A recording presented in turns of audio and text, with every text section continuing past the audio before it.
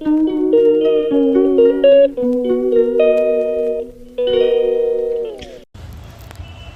Morning good morning everybody.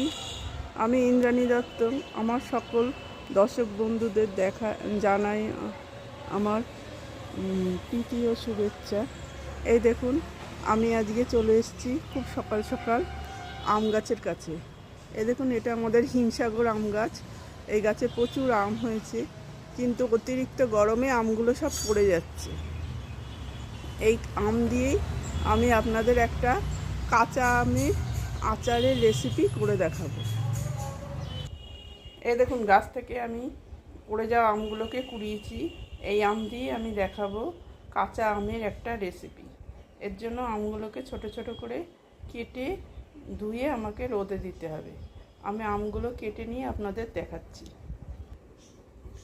এই দেখুন, আমার আমগুলো কাটা হয়ে গিয়েছে। আমগুলো একটু নরম হয়ে গেছে বলে আমি খোসা শুদ্ধ কাটলাম, কিন্তু আপনারা যখন কাটবেন খোসা ছাড়িয়েই কাটবেন। এবার এতে দিয়ে দিচ্ছি আমি লবণ, হলুদ। লবণ আর হলুদ দিয়ে মেখে আমি কড়া রোদে 3-4 ঘন্টা রেখে দেব।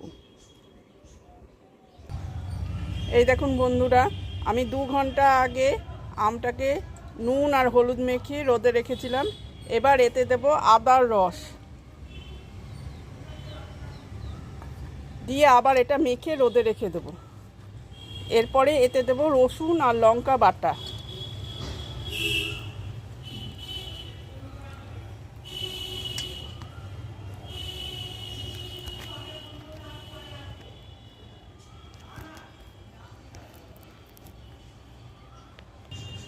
এই দেখুন ফ্রেন্ডস, আমার আচারটা বেশ মজে এসছে।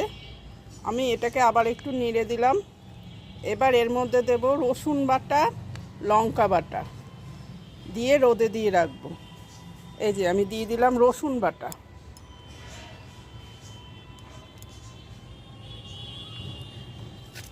আর লঙ্কা বাটা, আপনারা চাইলে গুঁড়ো লঙ্কাও দিতে পারেন।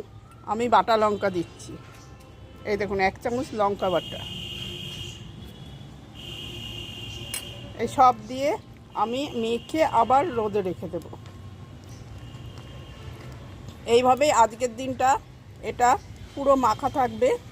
কালকে এটাকে একটু তেল দিয়ে শিশিতে ভরলেই তৈরি হয়ে যাবে কাঁচা আমের ঝাল আচার।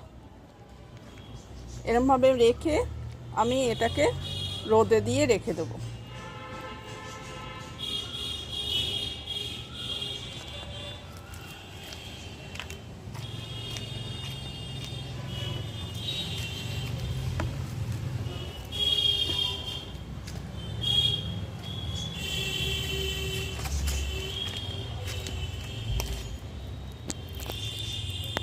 এই দেখুন ফ্রেন্ডস, আরও 1 ঘন্টা বাদে আমি ঘুরে এসে দেখাচ্ছি।